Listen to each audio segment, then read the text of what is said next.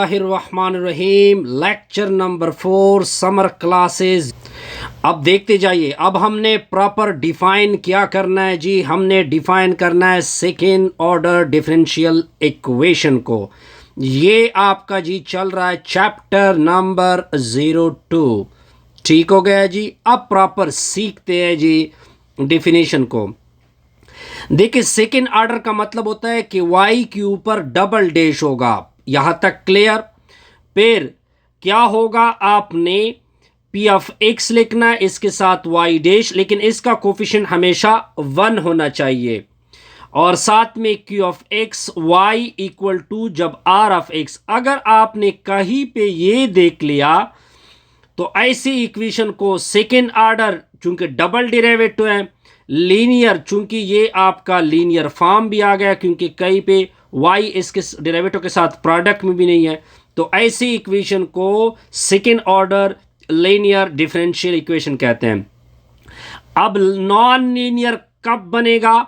अगर ये वाला फॉर्म आपके पास ना हो। अगर ये फॉर्म ना हो तो, या इन अदर वर्ड इस तरह कह सकते हैं कि वो लीनियर ना हो, तो वो क्या बनेगा? नॉन लीनियर बनेगा। अब जाएंगे जी होमोजेनियस की तरफ। अगर मैं आर ऑफ एक्स का पूरा ये इक्वेशन 0 के बराबर कर दूं तो आप देख सकते हैं कि इसको बोलते हैं होमोजेनियस। नॉन होमोजेनियस किसे कहते हैं? कि जब ये आर ऑफ एक्स इस इक्वेशन का 0 के बराबर ना हो, तो ये नॉन होमोजेनियस बनेगा। अब देखिए ये इसका, अगर आप राइट साइड देखें, इसका राइट साइड 0 के बराबर नहीं है, कुछ नजर आ रहा है, तो ये नॉन होमोजेनियस, नॉन भी है, होमोजेनियस भी है, लीनियर भी है, सेकेंड ऑर्डर भी है, ओडीई भी है। अब अगर आप इसको देखें, पहले इसका शक्ल बना देते हैं। पहले x को सारों से डिवाइड कर दोगे, y double dash 1/x y dash plus इधर से x कैंसिल होगा, y इक्वल टू 0। अब अगर आप इसको देखें, ये होमोजेनियस बनेगा क्योंकि इसका राइट साइड 0 के बराबर है। अब देखिए ये नॉन लीनियर होमोजेनियस बनता है। क्या बनता है? Non linear homogeneous. अब आप कहोगे कि क्यों बनता है? एक तो होमोजेनियस इस वजह से बनता है क्योंकि इसका राइट साइड 0 के बराबर आ गया।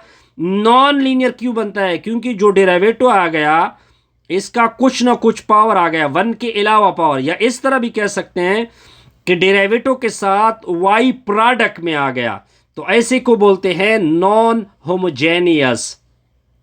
अब इस एग्जाम्पल को सीखते हैं। अब इसमें 2 क्वेश्चन है। एक आपका ये क्वेश्चन है, पहले मैं इसको 1 नाम देता हूं कि y की वैल्यू cos x के बराबर आती है। कहते हैं कि ये इसका सॉल्यूशन है, तो हम इसका इक्वेशन लिख देते हैं y dash plus y equal to 0। अब y की जगह आपने cos x को पुट करना है, ऊपर डबल डैश y की जगह cos x equal to 0। Double dash का मतलब 2 डेरिवेटिव ले लो। कास की एक मर्तबा डेरिवेटिव लेंगे तो साइन x आएगा, तो ऊपर एक डैश रह जाएगा क्योंकि एक डेरिवेटिव ले चुके हैं। अब इसका एक मर्तबा और डेरिवेटिव लोगे तो माइनस कॉस x आएगा प्लस कॉस x आएगा equal to 0। 0 equal to 0, equation बिल्कुल क्लियरली सेटिस्फाइड हो रहा है। अब हमने क्वेश्चन नंबर 2 को करना है, तो क्वेश्चन नंबर 2 को देखते जाइए। y डैश आपको लिखा हुआ था, y लिखा हुआ था इक्वल टू में 0।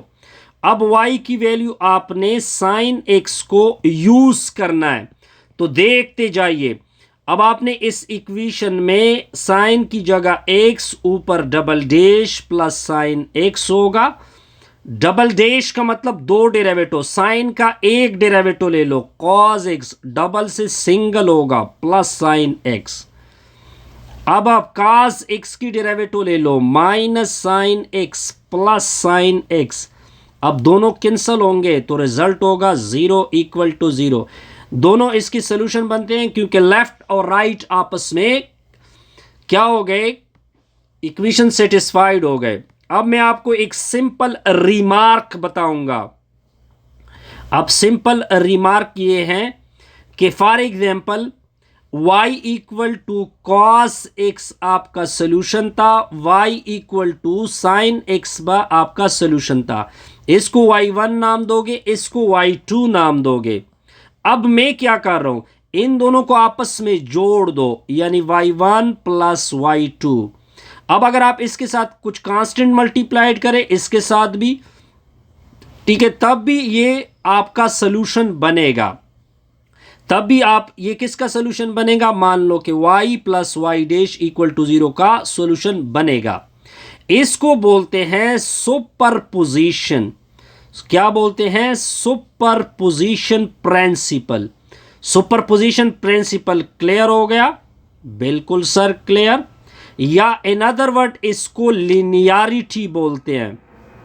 Point clear? ये मैं आपके टीचर के क्वेश्चन कर रहा हूं, जो कि आपके टीचर ने कराए हुए हैं। ठीक हो गया जी। तो ये सुपरपोजिशन तो बड़ा सिंपल सा हो गया, सिंपल सा। अब एग्जाम्पल नंबर 2 के ऊपर जाते हैं जी। एग्जाम्पल नंबर 02, एग्जाम्पल 02 को देखते जाइए। अब आपने वेरीफाई करना है। क्या वेरीफाई करना है? आपको दो सॉल्यूशन गिवन है, 1 plus cos x and y equal to 1 plus sine x. कहते हैं आर सोल्यूशन बनता है, किसका सोल्यूशन बनता है, y double prime plus y equal to 1 का। तो देखते जाइए इसकी सोल्यूशन को। अब आपने क्या करना है, सिंपल आपने बड़े अच्छे तरीके से कवर करना है, इसमें कोई कंफ्यूजन नहीं होगी। पहले देखते हैं y की वैल्यू आपकी क्या गिवन है, 1 प्लस कॉस एक्स। ये आपका क्वेश्चन नंबर 1 है। इधर पुट कर दो और इधर पुट कर दो। y यानी 1 प्लस कॉस एक्स, ऊपर double derivative 1 plus cos x, दूसरे साइड पे 1। पहले सिंगल डेरिवेटिव ले लो, तो इसकी डेरिवेटिव 1, इसका आएगा माइनस साइन एक्स, डबल से एक सिंगल हो जाएगा, 1 प्लस कॉस एक्स होगा इक्वल टू 1।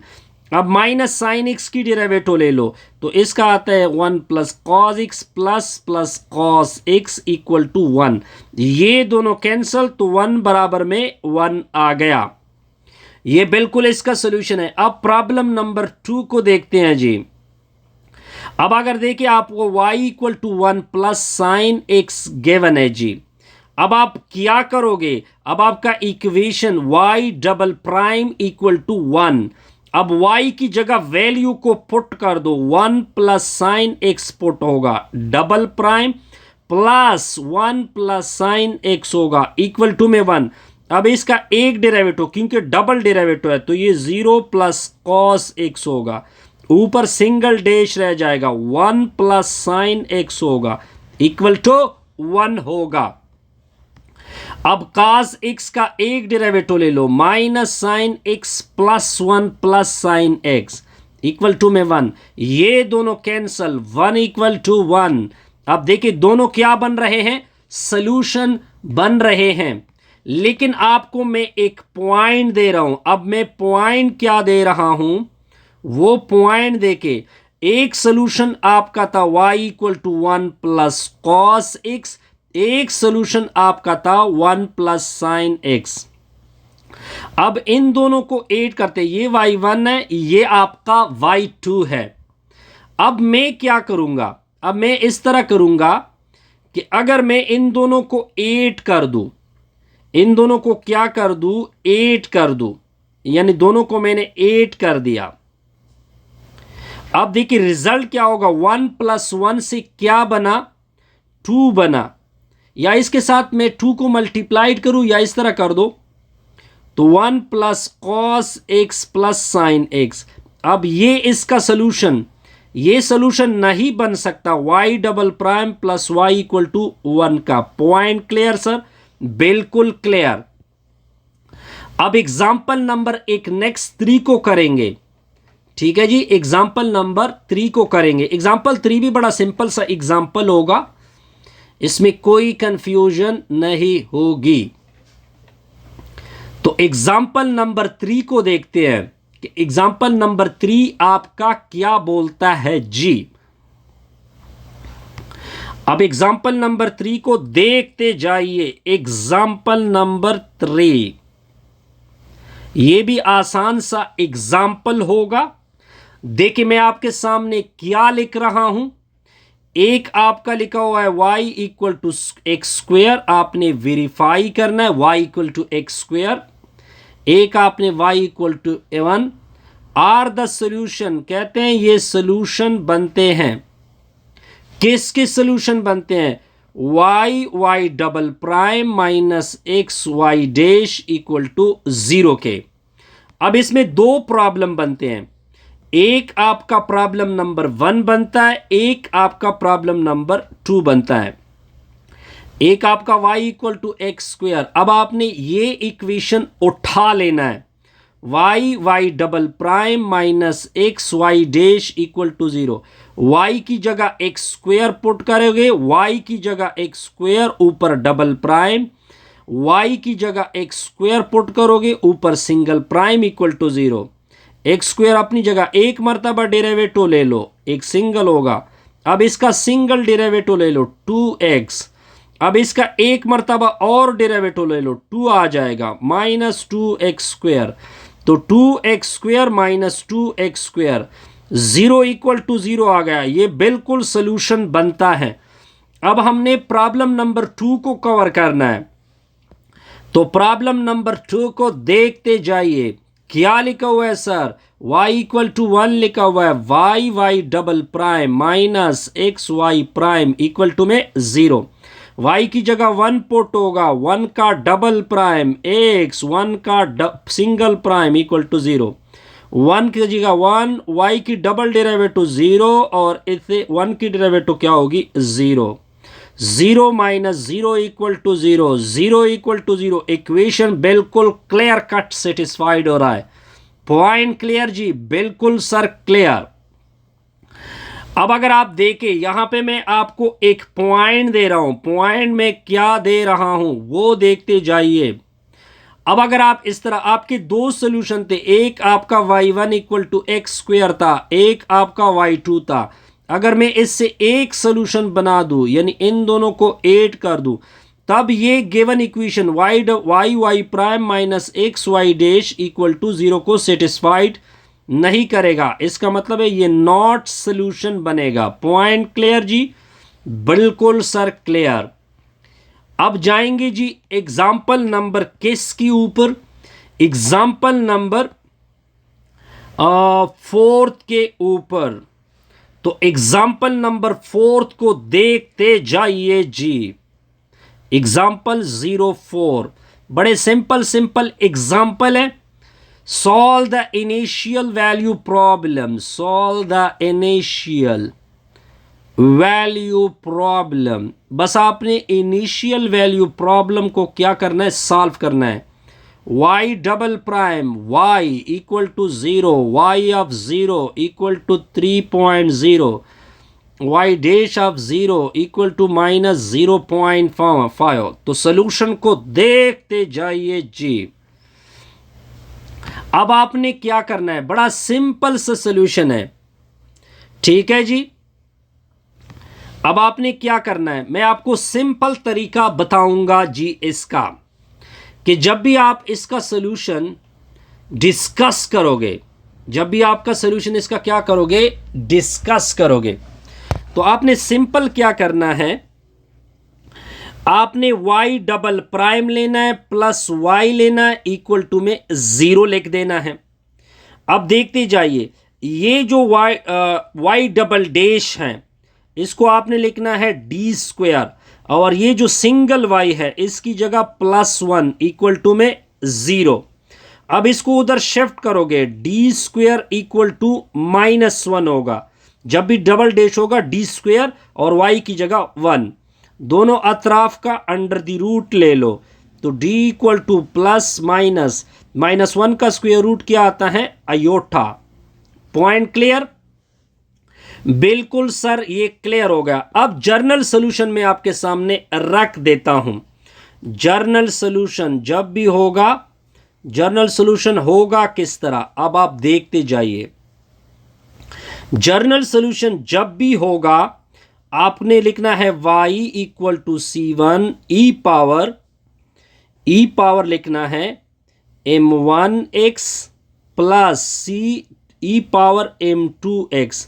अब m1 और m2 क्या है, m1 मतलब प्लस आयोटा, m2 मतलब माइनस आयोटा।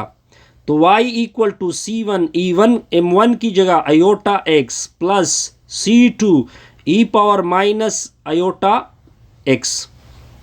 अब ई पावर आयोटा x किसके बराबर होता है, कास आयोटा प्लस आयोटा, ये इस तरह हो जाएगा।